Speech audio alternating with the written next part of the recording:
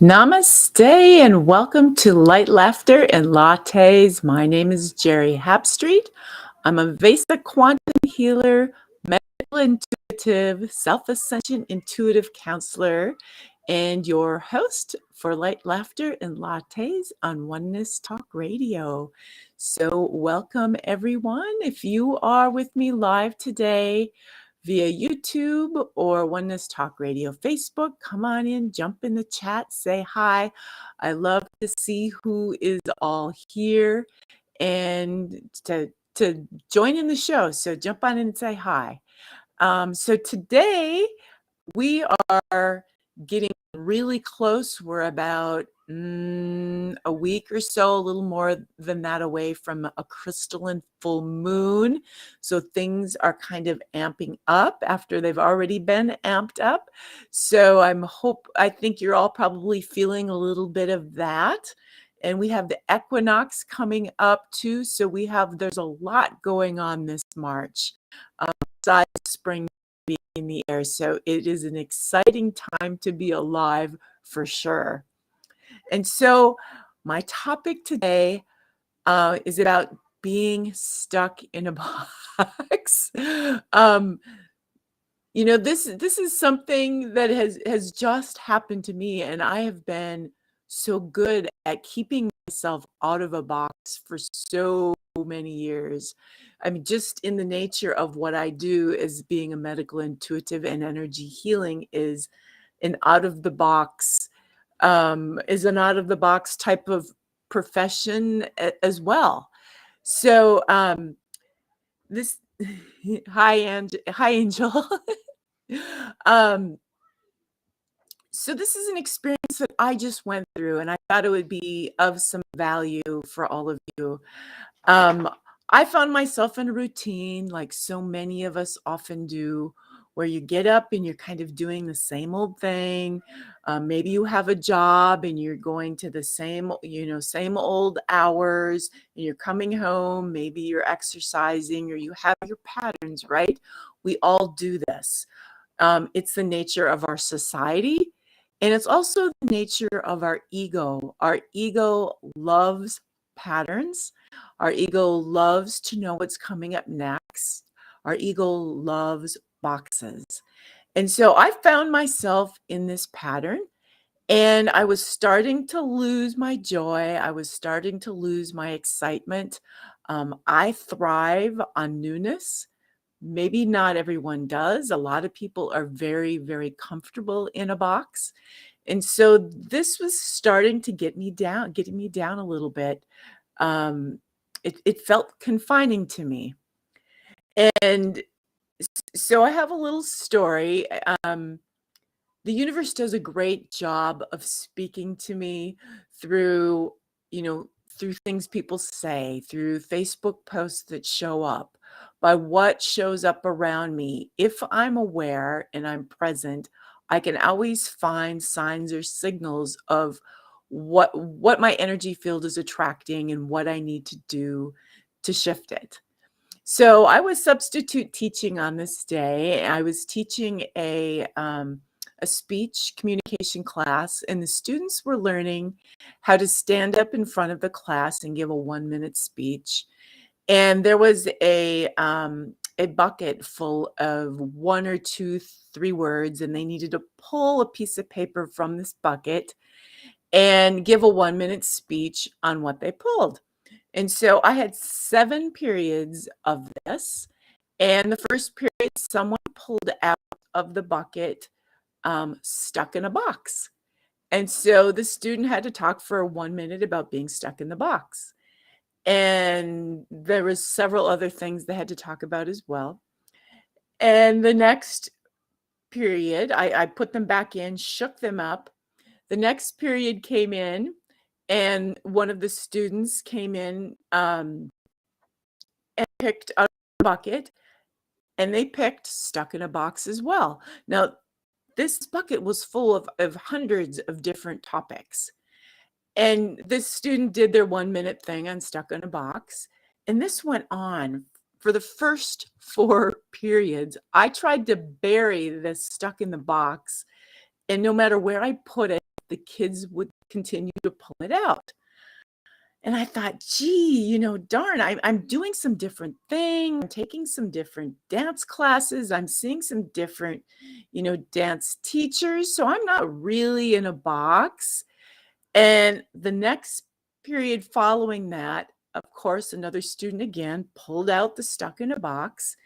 And his comment was, well, I guess if I was stuck in a box and got bored, I'd probably dance. I like to dance. And I almost lost it with laughter. So what I'd been doing is really, I was still in the box. I was just decorating the box with going to different dance classes. I really hadn't changed things that much. I had just changed one thing. So I got very clear that I needed to do more to step out of the box. What happens is when you are in a box like that, you don't make room for your ego, or you don't make room for your soul, excuse me, to offer you new wisdom, to offer you new suggestions, to give you insight on what will inspire you. It's kind of it's self-imposed walls that the ego puts up so that you feel safe, right? And we all like that. The ego likes that. If we step out of the box, there's change. There's the risk of change. And the ego would rather, even if you are in misery, the ego would rather you stay in the known misery than to risk something that it doesn't know. So it's so sly that way. It really doesn't have your joy in its best interest. It just has your safety in the known in your best interest. And so your soul is what knows your true joy, right? Your soul knows your true best interests, and it can't get in if you've created these self-imposed walls around you. So I decided, okay, I needed to do something very different. I needed to stop this schedule that I was doing, and I was doing a lot of substitute teaching along with doing healing work with clients. And oftentimes I was doing both and had a really busy, schedule. And so I decided, okay, I'm not going to get up. Tomorrow morning, I'm not going to get up and go to work. I'm just going to wake up and see what I'm guided to do. And I did this for a full week. Almost had many little, not panic attacks, but wake up with a super, super busy mind. And, oh God, what's going to happen, right? The ego will go through, you need to pay your bills. You need to do this. I went through all the values of what I was getting from it. And now I'm not getting that. And it's, probably similar to being fired or laid off from work, right? And you go through this stage of, oh God, what am I going to do? Everything has changed. And though this is a good thing, the ego panics. And that's what mine did. I had a mini panic every single morning. So I finally decided, okay, I'm just going to go, I didn't know what to do, but I thought I'll start with my to-do list. I have lots of things that I can do because I'd been working so much. Now I have a day, I'll just go do my to-do list. And I kind of started doing this little panicking around getting all my to-do lists done. And I thought, nope, I'm not going to do that. I'm going to let go of the mind even more. And I'm just going to offer myself a day of fun with no schedule, no plans, even though I had all these things I have to do. And I started out going to a new store that I hadn't been to before. I went to a couple of them. And I thought, well, gee, if I'm here, look at this. I'm really close to this place where I know there's a birthday present for a friend. I'll stop there and pick it up. So I did that. And I went off to a brand new coffee shop called The Alchemist. Isn't that a cool name? And well, I was way over in the other end of town at this new coffee shop. Hey, I'm right next to this bead shop that I needed to go to. So I stopped there. So I allowed myself a full day of just flowing, just mindlessly going where I wanted to go with no plans, no time, no clock, right? Sometimes that could be a real strong ego confinement. And I had so much fun. I got home and realized that I had done every single thing on my to-do list, completely unplanned. But some of the places would just happen to be by the places I was having fun at. And like magic, I got my to-do list done without even realizing it. And I was in such presence and joy in being in the moment that it was like I remembered things without the list. They just came to me because I was present, right? I made space for my soul to nudge me on all those intentions that I had set forth that we often think we have to write down or we'll forget.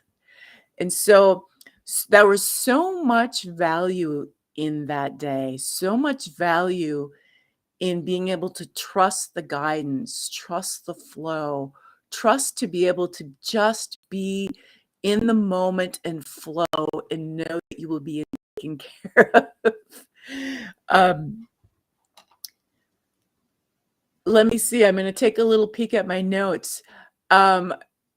Sometimes something that happens if you are stuck in a box, say your same old routine, and if you're still finding a lot of joy in it, that's one thing. But if you're losing your joy, that's when bigger things often will happen, such as disease or illness, right? Sometimes catching a cold is just a way for the body to say, I need a timeout from this pattern.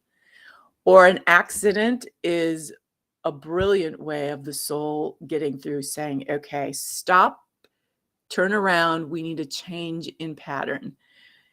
Getting fired or laid off. Those are all ways that our soul brings us a clear message that we need to stop and do something different. And being a medical intuitive, I'm very aware of these. So I knew that I needed to consciously do something different, or I was going to have a bigger experience ahead of me. So some of the things you can do. I know it can be challenging if you have a 9-to-5 job, because there's an automatic pattern there. Can you somehow change the schedule? Can you work, extra long a few days and in between every other day have a day off? Can you mix up your schedule a little bit? Can you drive to work in a different direction? I mean, even little things like changing the kind of toothpaste you use. It sounds simple, but that's something that helps break the patterns.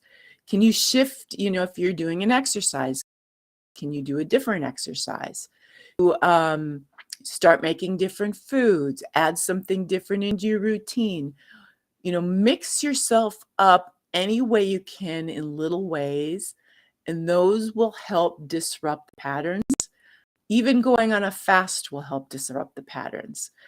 And so as I did this, I started a rebirth process in myself, and I started finding a lot more joy and more excitement. And this brought new people into my life. It brought new experiences into my life. And so it's a really it's simple things you can do to break that pattern of the ego, to allow yourself to be more available. And I'm going to take a little peek at the chat. I'm reading the notes about the ego. The ego is a constant, ongoing challenge, especially if you are on the path of self-ascension, because if your intention is to constantly lift in consciousness, and we have all these up levels that we're having each month, we're having up level new moons and up level full moons, and the ego freaks out over all of these. And so it's a constant thing that we have to look at. This ego that is like a little child needs constant love, constant reassurance, and it's so connected to the body, so that the body needs constant love. And all of those things are just great things we can do to help it relax, so it sits in the back seat and allows your expansion. Um,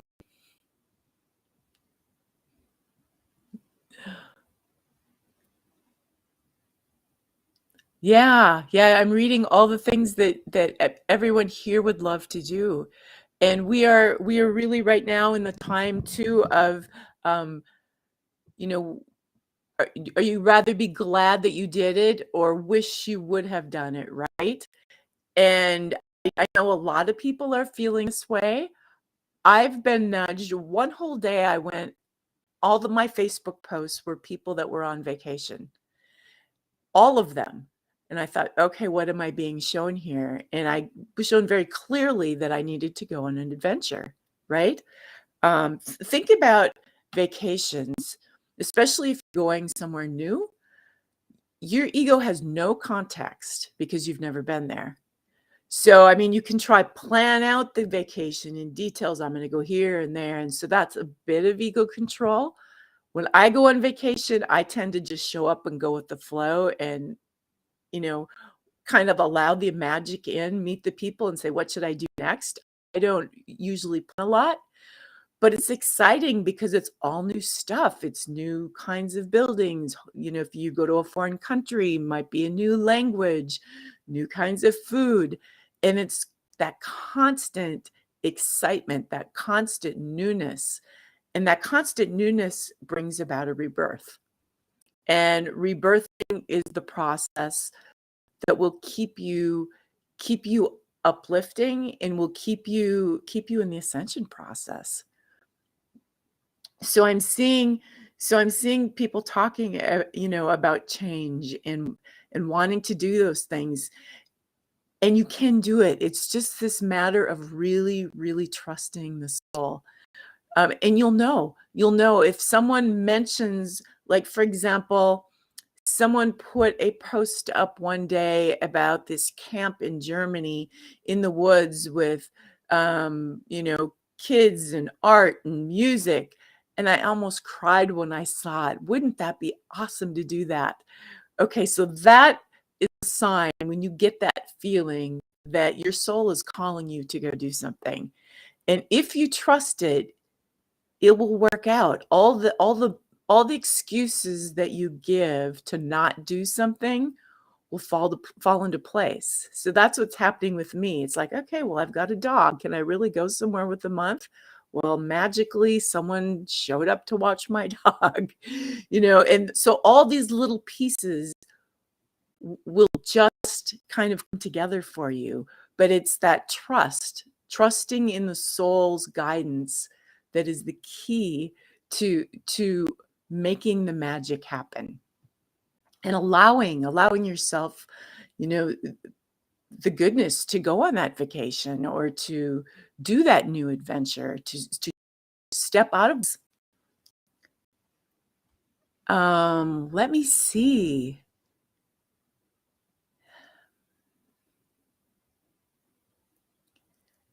I wanted to mention a piece about the boundaries and the box we create. There is a lot of value to that, especially when it comes to children. When they're young, they need those boxes so they can feel safe, so they can explore more, so they can get really comfortable. And it's good for them as they're growing and maturing.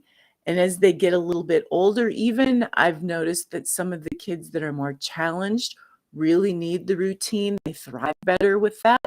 So in our younger years, those routines and patterns are really good. They help to really stabilize a person and help them become confident, until they're older, right? And then once you get older, it's okay. Now it's time to let go of that, and a lot of times it's that really the constructed process, that's kind of the routine when you're younger that helps helps you feel stronger so that when you get older, you can let those boundaries down. Okay. So there is a little great ending to this story. So I had kind of asked myself, I think I'm out of the box now. I feel pretty good. And I went out dancing and I sat next to a friend of mine and he commented and he said, God, whatever you're doing, keep doing it. He said, thank you for getting me out of my box. So I knew then that I was out. And that's really one of the greater gifts in all this, as is everything. When you allow yourself to do something like that, to step out into change and to really be the truth of who you are and to follow that soul's guidance, you then carry that energy to others that allows them that same freedom. So not only are you gifting yourself with that, but you're gifting others around you with that as well. Thanks, Geri. And so, you know what, guys? I have a few minutes left, and I have the cards of clarity here. And I'm going to pull, I'm feeling the Trinity energy, so I'm going to pull 3 cards for all of us.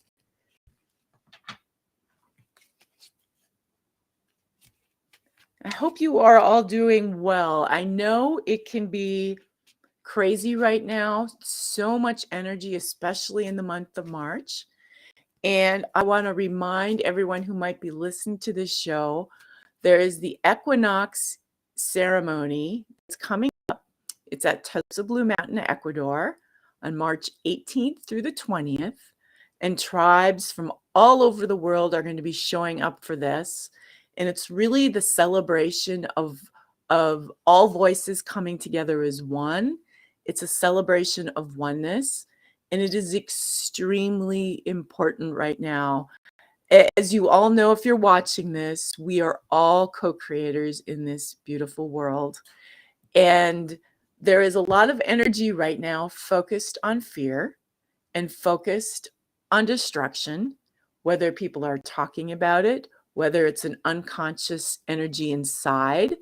There's a lot of energy going in that direction, and it will continue to co-create because that's what it does. And as we get these amplifications, it creates even more, right? That's just how it does. It gets amplified. And so this equinox is a key date where the energy is higher.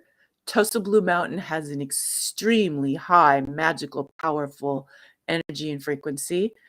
And as many people as possible can come together and focus on oneness, focus on harmony, focus on love, and bring about a higher consciousness, we can offset or balance all the other stuff that's going on. This is the only way we can change things. So please sign up for that. It is a live stream event, so I will put the links in this. And please sign up for the live stream. Be there. Bring your friends. Get as many people as you can to be a part of this. It is crucial for humanity. Okay, so I said I was going to pull some cards. I'm going to pull 3 cards.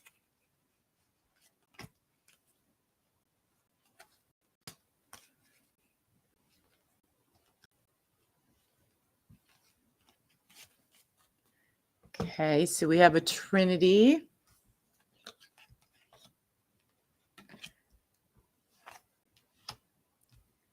Wow. Almost. So I pulled Archangel 14, which is Sandalphon. And this is like at the top of the pyramid. So I created a pyramid with these cards. I'm actually kind of creating my own reading here process with this. Never done it this way before. And I love Sandalphon because Sandalphon's all about fun. And don't we all want a little bit more fun, right? Your prayers are being answered and you have been heard. Pay attention to the synchronicities that are manifesting all around you.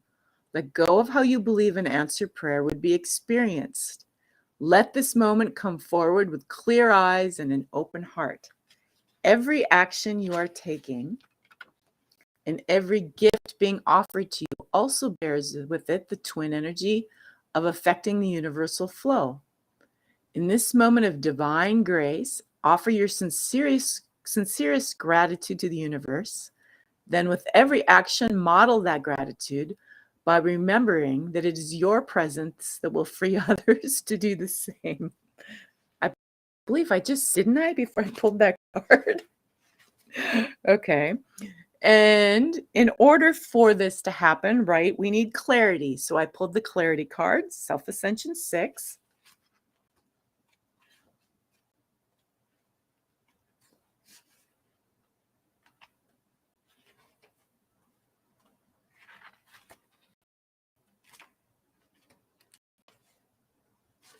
Clarity comes when we are ready to accept the truth of everything and everyone.